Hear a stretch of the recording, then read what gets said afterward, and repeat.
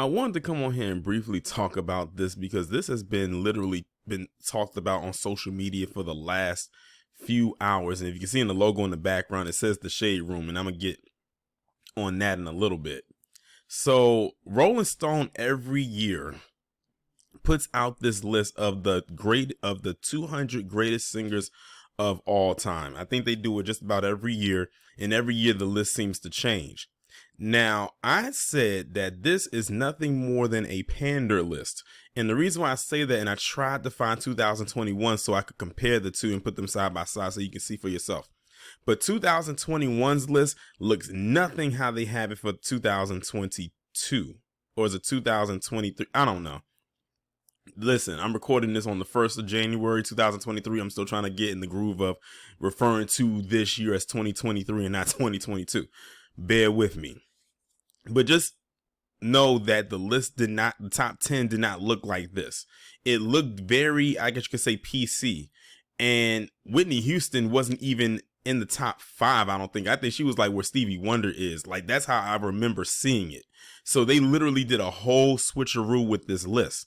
But it was a lot of people online who was very upset with not just the top 10 of this list, but also just the whole list in general. Now, I'm not going to clearly go through all 200 of them, but I'm going to just go based off of what a lot of people were saying. So you have the top 10 right here. Number 10 coming in with being Al Green. Nobody really had an issue with Al Green being there. Number 9 was Otis Redding. Nobody really had a problem with Otis Redding being there either. Number 8. This is the one that I saw people had a lot of issue with, believe it or not. And it's crazy. I don't follow the Shade Room or anything like that, but I went to the Shade Room just to look at the comments. It was a lot of people, both men and women. I have to specify that because a lot of people think that, because it's Beyonce, a lot of women, especially a lot of black women, are going to just bow down and kiss her ass because she's Beyonce. No. It was a lot of women, especially a lot of black women, because that's who the Shade Room really panders to, or caters to, I should say, who did not agree with Beyonce being in this list, no matter where she fell at on the list. They did not agree with Beyonce being on there. They said Beyonce to them is more of a performer rather than a singer. They were saying, like, how in the world did she make this list and not Michael Jackson? That was another thing that I saw a lot. A lot of people were saying, where's Michael Jackson? Where's Michael Jackson? I said, people need to stop playing and acting like Michael Jackson didn't know how to sing, especially when he was a kid. As a kid, he was sounding like a grown man, and he was singing some grown people under the table as a child. And let's not act like Michael Jackson couldn't hold some notes when he got older as an adult. That man had a smooth, velvety voice. I'm gonna need people to go back and listen to that Off the Wall album, and you'll see exactly what I'm talking about. But a lot of people did not like that Beyonce was on this list. So at number 7, you had Stevie Wonder. People were fine with Stevie. Ray Charles, no one had a problem with Ray Charles. Mariah Carey was a mix. Some people were saying, I can see why she's there. Others was like, why is she there? And I said, they're probably doing this list based off of people in their prime. And people cannot sit here and pretend that when Mariah Carey came out in the 90s, that woman was not dominating the 90s. Like, the only people who would not know are the people who were born after the Emancipation of Mimi came out. If your Mariah Carey music catalog only goes back to We Belong Together, you really would not understand how she managed to get into this spot.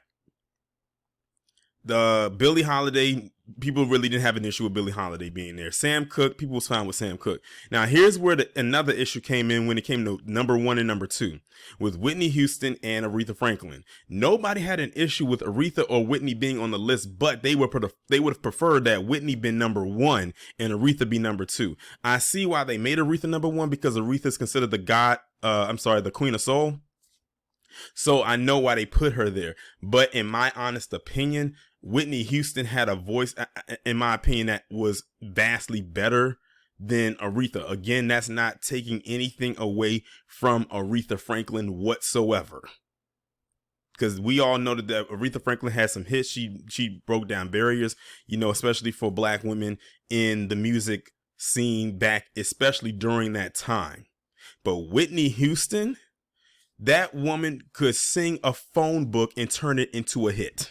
After all, that's what she did with the national anthem. Like, she's one of the first people, if not the only person, to have a national anthem, a song that has been done and redone by so many people before her, actually make it to the Billboard charts and actually be released as a single.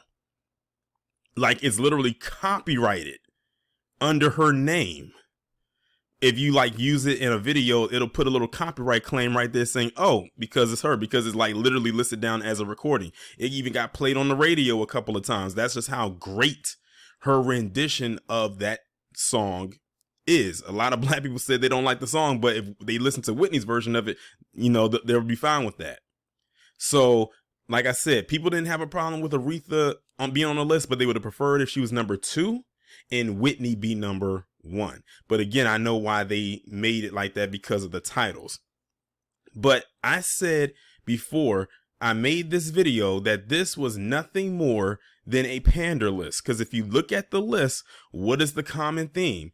All of these singers are black or have black in them. And when I say have black in them, I'm referring more to Mariah Carey, because, you know, she's biracial.